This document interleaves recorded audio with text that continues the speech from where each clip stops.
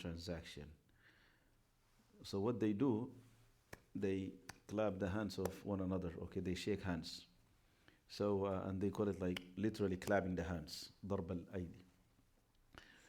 Then a man came. I made like that. A man came and hold my arm from the back, and he looked around. This is the companion of the Messenger sallallahu alaihi wasallam, the scholar Zayd ibn Thabit, and he said, "Don't do it. Do not finalize the transaction. Don't sell it. Till حتى تحوزه إلى رحلك, till you take it to your dwellings. Till you take it, meaning out of the store. And I said, even just 1 meter out of the store. Okay, move it from the place where you bought it from. فإن رسول الله صلى الله عليه وسلم نهى أن تباع السلع حيث تبتاع. This is very clear. The Messenger صلى الله عليه وسلم forbade selling the items where it being sold. Selling the items where it being sold. The item in the place and it's being sold and bought again. Why is that? For the same reason. For the same reason, someone will come and do riba, intending the money. He has no interest in the items, and he would do whatever is that to get the cash. So even that will include such a transaction, which is clear riba, the one that is described. Okay, I bought it for this, I sold it for that. Now, if I'm buying and selling to a different person, the transaction is okay. Bad because there is a doubt it can happen like this. That's why take it out. Okay, take it to your store. Take it to your house. Or they said even take it to any place in the market, because market for everyone. Okay, but take it out of the property of the seller. Okay. طيب. في transactions being forbidden because of ignorance, al-jahala. And other transaction being forbidden because of al-mughamara, gambling. Okay? Jahala, the Messenger sallallahu alayhi wasallam forbade selling called mulamasa. Mulamasa from lams literally means to touch. And munabadha from nabaz, which means throwing. And he forbade something called muhaqala wa muzabana. This is with regard, the last two with regard farms. Okay, fruits and grains. Okay, the mulamasa, this was known for them. If you touch it, then it is sold. I throw it for you. You catch it, then it is sold. Okay? When you're buying something, you turn it around, you look at it carefully. Okay, now I like it, you take it, right? But deliberately he will tell you, don't touch it. You move it or you touch it, it is sold for you. Okay? Without you knowing what's inside it, what it is. Just from outside, it's a shirt, okay? Or it is this item or that. This is haram. It was well known for them. Why? Because I accept for you, this is a way of cheating someone. I accept for you this item, from you this item, or that item, and you are going to do the same to me. Okay, I throw for you an item. You catch it, sold for this price. And you look at it, he cheated me. I'm going to show him. Next time he passing by your store, you throw something for him. Or he looking at something, you throw, he catch it, oh okay, sold. Right? So this is haram. This is a way of cheating. Okay?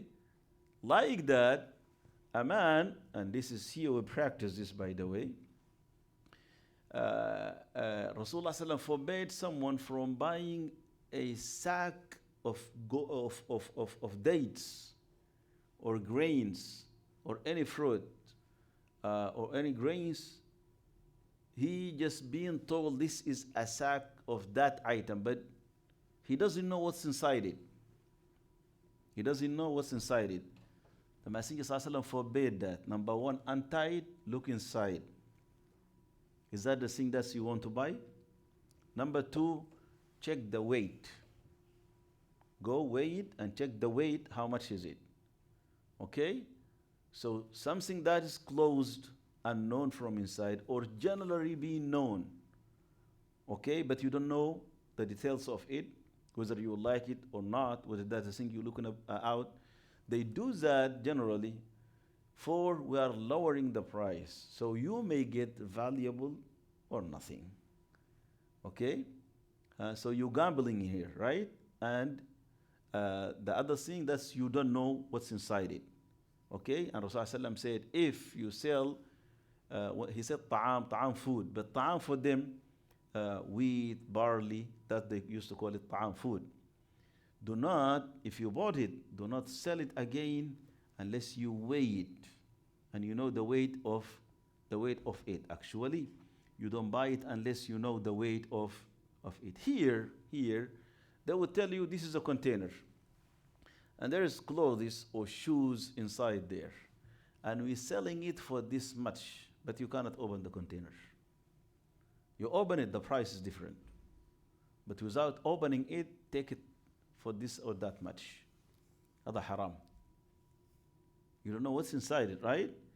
Open it and look inside it. Okay? Even they're giving it for $1. Don't buy that. You have to look at it, turn it around, and see it. Okay, this is the item I want. Right?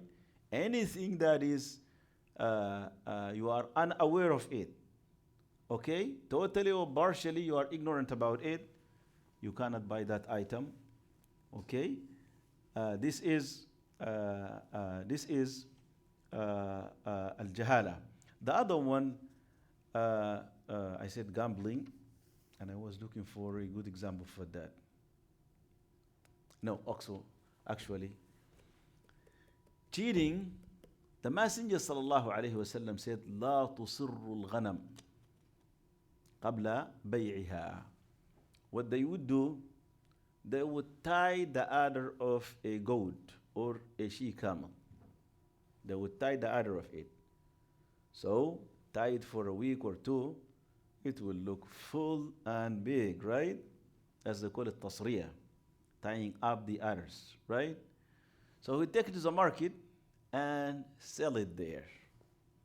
And this person will go milk it 1 day, 2 days, and there is no more milk in there, whether that for a goat or for a camel, right? So Rasulullah sallallahu alaihi wasallam said, don't do it. If someone being cheated, he has a choice. 3 days, the goat stays with you.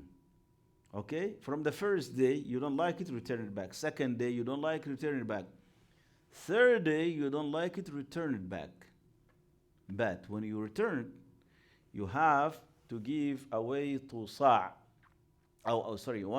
of dates. Sa' is a utensil. Okay, fill that with dates and give that amount away with the goat, because you profit from that goat, right? You enjoyed the milk, right?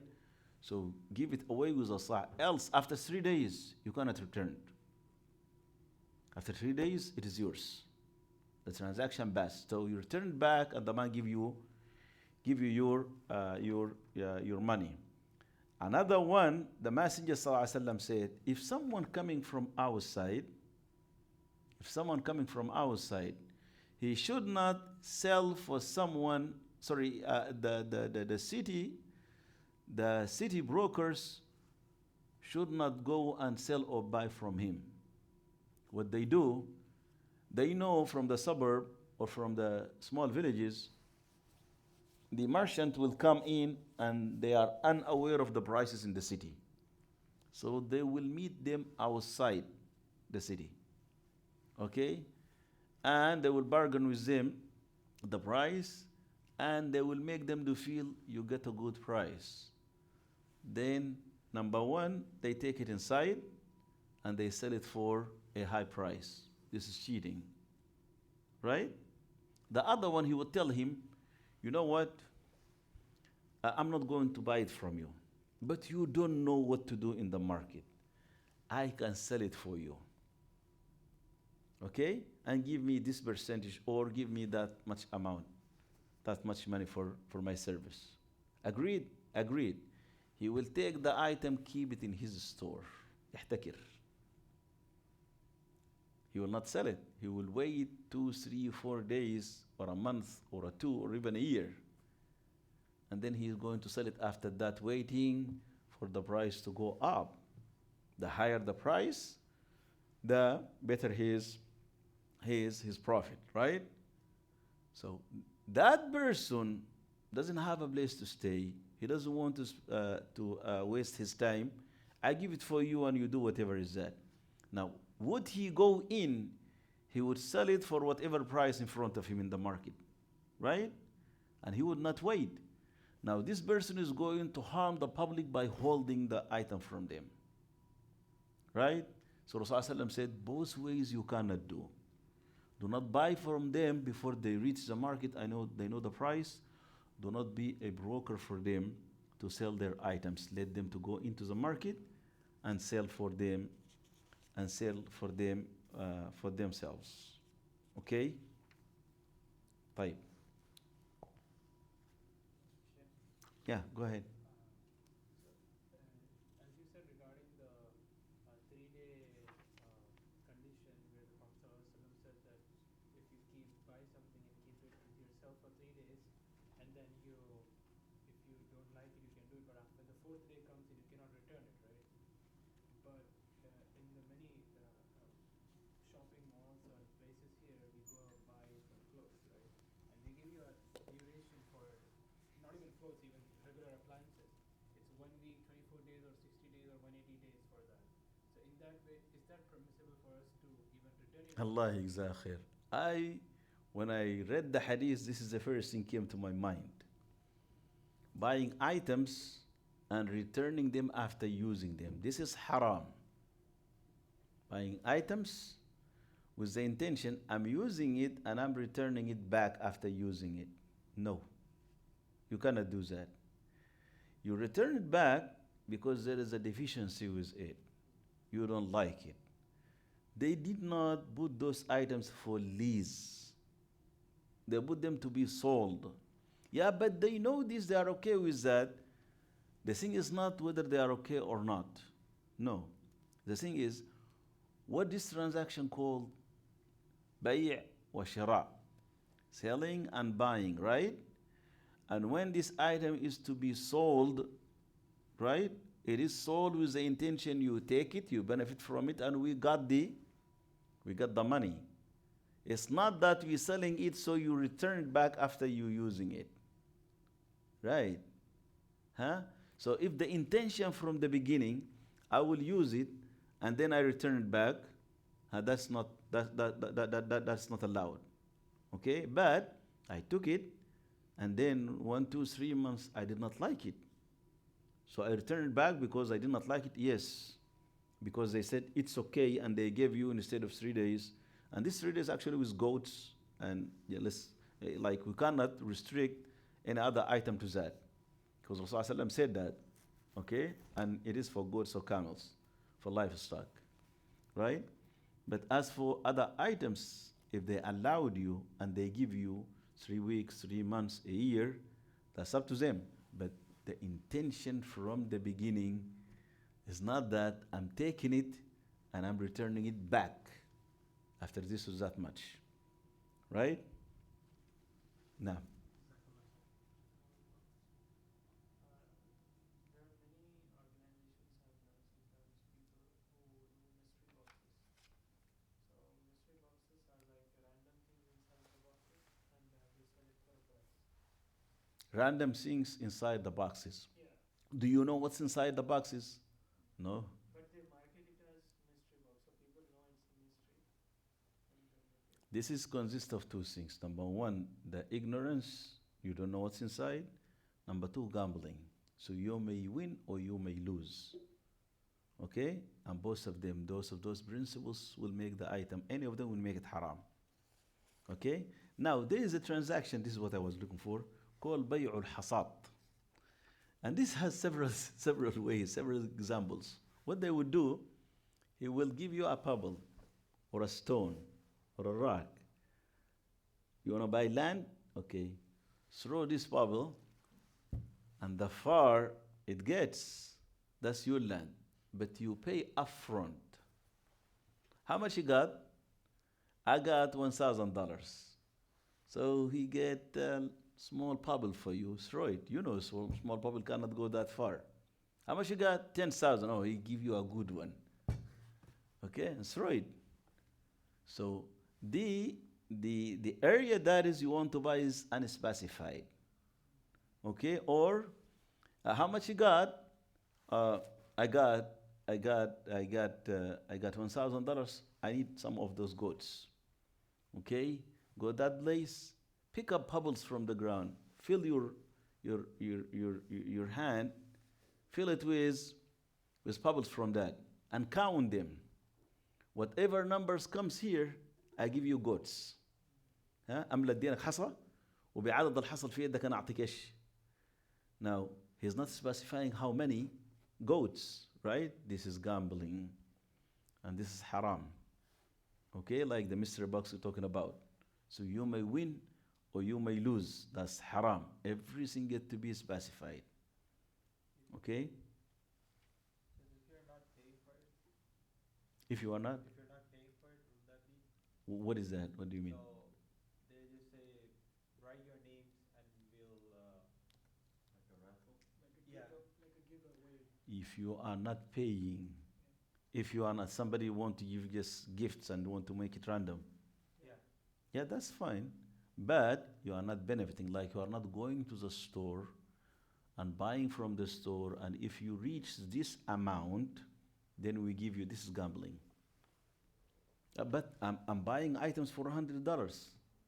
You do not feel anything there, you do not take it from them.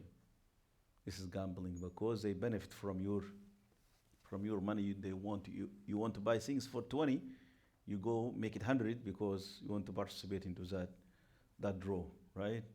So this is haram. I think you already answered it, but I'm just making sure. There's like businesses where, like you buy a storage, so somebody they don't pay rent for it, and they Yes, actually, big time. The storage sale, when they, as you said, they have a storage and they will tell you what's inside this storage for this and that much, right? That's haram. That's not allowed because you don't know what's inside it. And another thing, it's probably the same thing, but just making sure. Amazon, like they have a pallet of like return items, and they sell it for like a cheap price. But it's like a pallet of you don't know. What's inside it? No, can you figure out like there's a TV here, there's something? You can't, then you cannot buy it. Something. Yeah, you can't. In addition to what Muzad said, if it's a feedback form they want, and then on place of that they want to offer you a prize or something on place of that, they may benefit from the feedback, or it can be a negative one. But in that way, will the prize be permissible for us to take if we give a feedback, and then they give a prize for a feedback, regardless of the prize that you may get or you may not get. No. Wait, I mean, say it again. It's just your opinion. They want you, Yeah, that's it. Yeah, and you tell them this or that, and then they, give you the. if you are not participating there with anything like cash, money, anything that is profiting them, okay, this is not, the problem is not in in the draw itself. The problem because you pay something for something else. So I'm paying less to get more or nothing. That's the problem here. If you are not paying, then this is not a transaction. This is, you can say, a gift. And a gift you can make people to draw in a gift. So the lucky one will get it. Right? That's okay like that. Okay? Yeah. So opinions or anything like that, no problem. But something that will benefit from it, then you don't do it. Right? Afwan, Chef. Go ahead. So, like at carnivals, Uh-huh. like that's gambling too. Then I guess, right? If you hit, if you pay $5 and you throw a ball and you know you hit an object, they give you a toy or something. Oh, don't take it. Don't take it. By the way, uh, Even places like Chuck E. Cheese. Go play for fun, but do not take those tickets. This is serious, by the way. This is gambling. Because you paid to play, right? Go play, pay for the playing, that's fine. The games, that's all fine. But do not take those tickets. Do not take those tickets. Sometimes the mascot will go around and throw some free tickets. Yeah, you can take those. Okay, because it's being given for free. But anything comes from the machine, don't take it. Okay? You go inside a stores like Walmart, and they have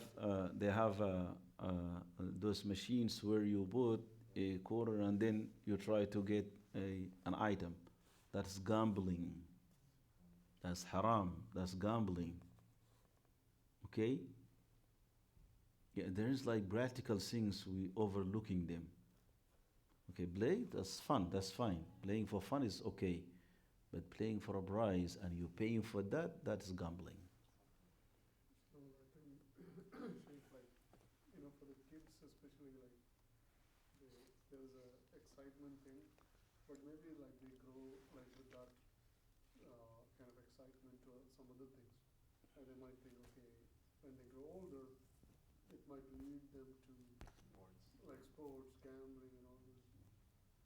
Like for example, like kids, they are always want surprises. You take 25 cents, you get a box, and you open it and want to see like what is inside.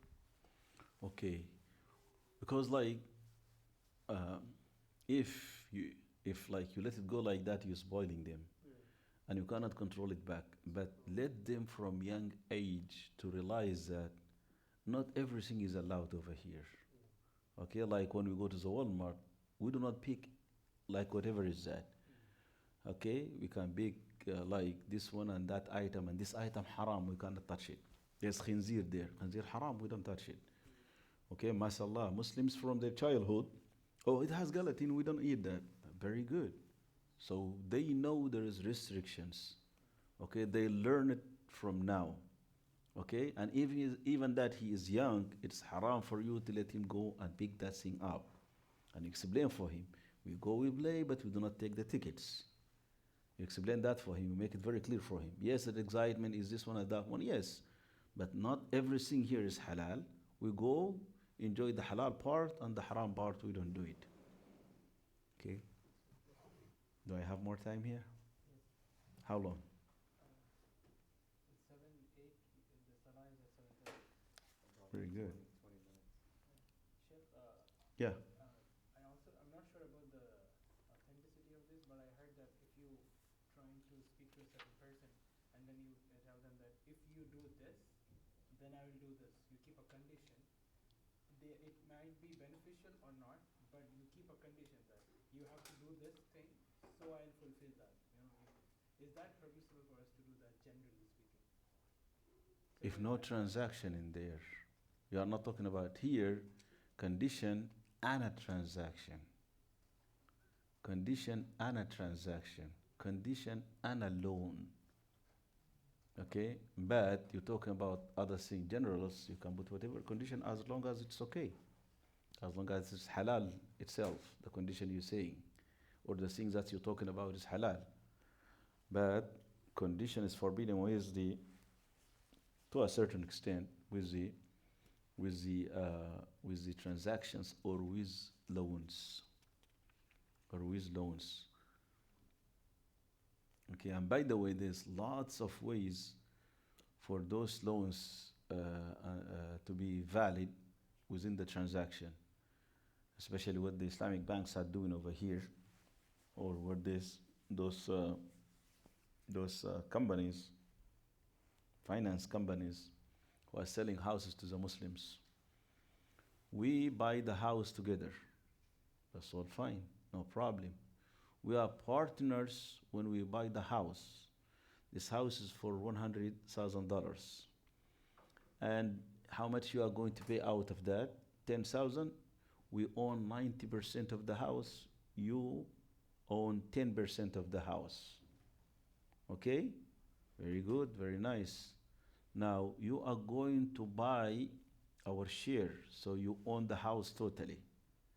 And you pay for us like monthly this or that much, and you finish it within 10, 20 years or 30 years. That's all fine, no problem with that. Okay? But at the same time, you lease the house from us, and you pay for us the lease. So you're doing two things. You're making a payment towards the other share. So you're buying the share and you're leasing the house at the same time. All of them, they do that. All of them. Do you know of any other way those Islamic banks doing it? Do you know? All of them, they do this. Type. Those are two transactions in one contract. Those are two transactions in one contract. Don't go for the conventional banks. They deal with riba. Riba is haram. Okay? And instead of calling it riba, you call it lease. Right? What they do, they have two transactions in one, like you. They have a loan and they have a purchase and selling. So two transactions in one. Right? So you made two transactions in one. The problem of this, if you fell short from any of the payment, the contract is nullified. You couldn't pay the rent, and that's the major problem, because all of the money goes here for the lease, for the rent. Why? Because they are smart like the banks. They just took the same calculation from the bank and they changed the names. Because first with the conventional bank, the riba bank, and let's say call it conventional because both of them are doing riba. Instead of with the conventional bank, you paying first the interest, then the principal, right? So when we call it lease, who's that to ask for his money of lease back? So the biggest portion will be on the lease, the smaller portion will be on the purchase. Okay? Now there is a very simple way for this to be halal, very simple. Separate the two transactions from one another. Separate it from one another. We have a contract to buy the house and me buying your share. And how much I'm going to pay monthly? $200. Yeah, that's very good. $500 a month. Very good. Let's write this down. It's doable, by the way. The purchase of this 90,000 is doable and easy, right? Let's look at the other part, the lease. I'm leasing this house from you and me, actually, because we are partners, right? Right? And I'm paying this much amount for the lease. Very good. And every time my share increases there, it goes decreasing there. Very good. That's all fine. Why is that? Because if I don't have money, I fell short, I cannot pay both of them. Where I go and put my money? On the purchase, on the share, right? So what happens for you if you cannot pay the lease? You walk out of the house. You surrender it, right?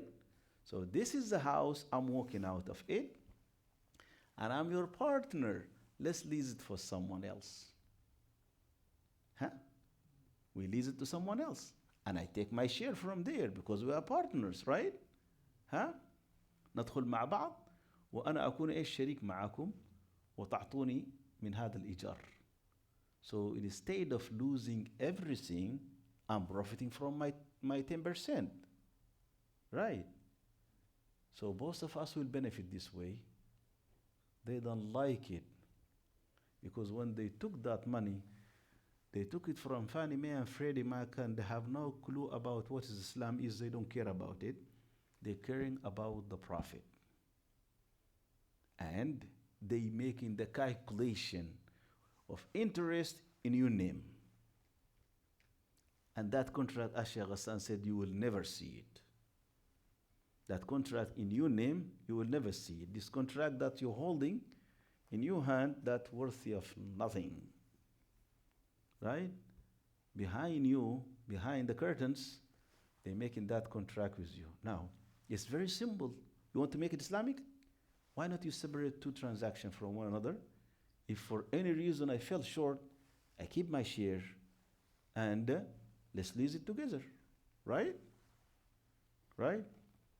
So it is very easy, but the thing is that is, as I said, transactions before money, there is the intention from inside.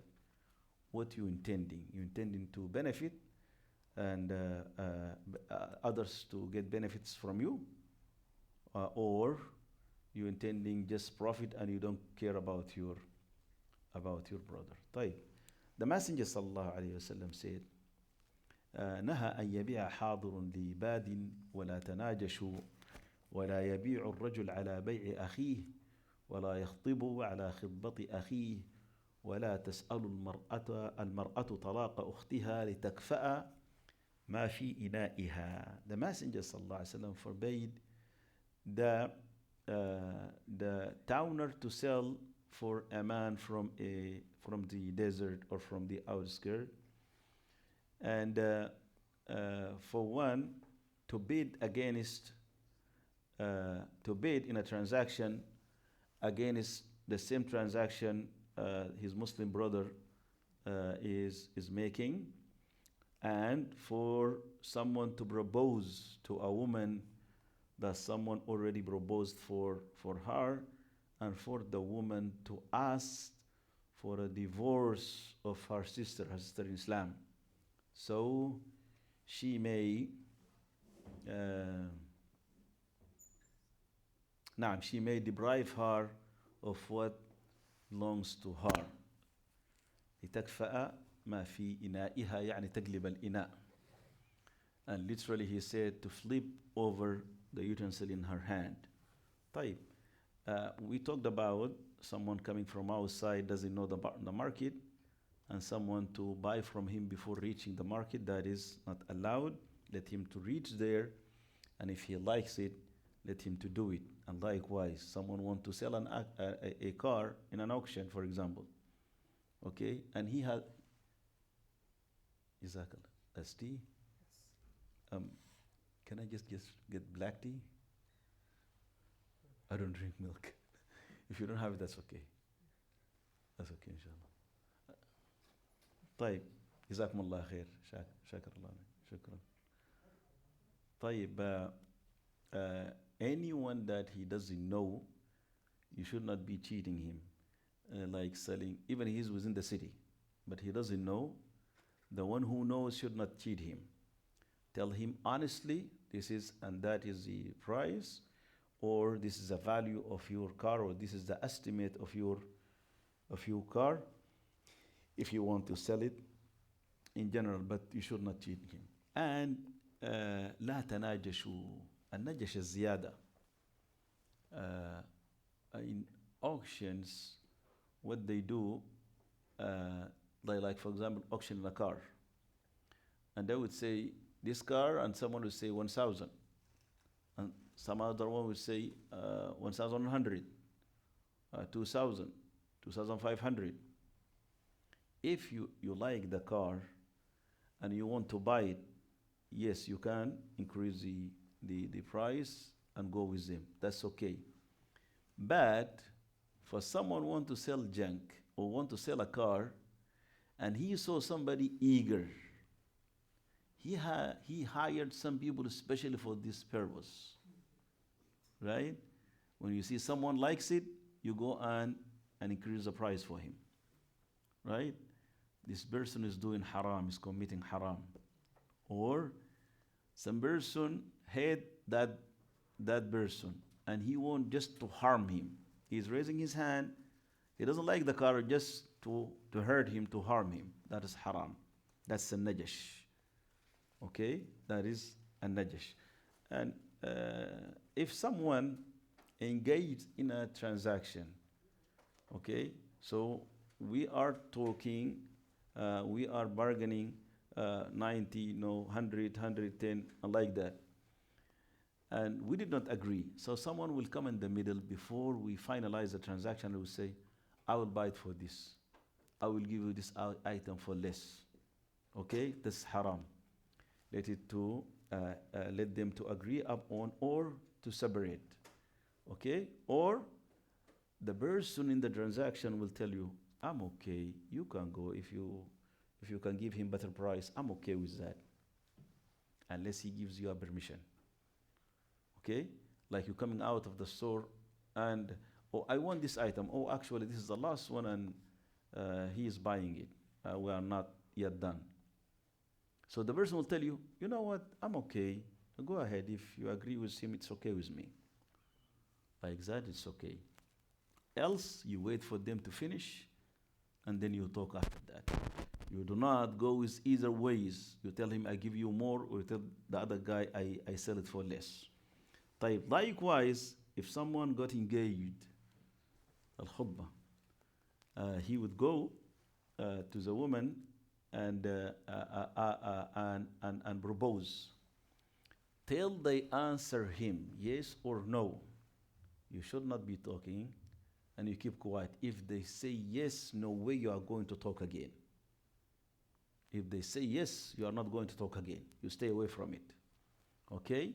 But within the process of engagement, as long as he went before you and he asked before you, then you stop right there. Okay? Till they finish, until they are done with that person. And also a woman cannot tell her husband, divorce her, divorce your first wife, or the first wife will say, divorce the second wife. Why? Because Allah gave her a rizq. So what do you want to do? It's like someone has a utensil in his hand and you hitting that utensil to spill what's inside it. He said, don't do that. You're harming your sister. Now, let's stop here, inshallah ta'ala. Next week, we are going through riba interest. Inshallah, tabarak wa ta'ala. بارك الله فيكم سبحانك اللهم وبحمدك نشهد أن لا إله إلا أنت نستغفرك ونتوب إليك. Yes. I have a question about the trophies, like About? the trophy that you get in the game. Yes. So, is it permissible to give or take the trophies which are like sometimes a picture of a, or not picture, but like a, let me show you. Well, that's a good question. So if you pay $200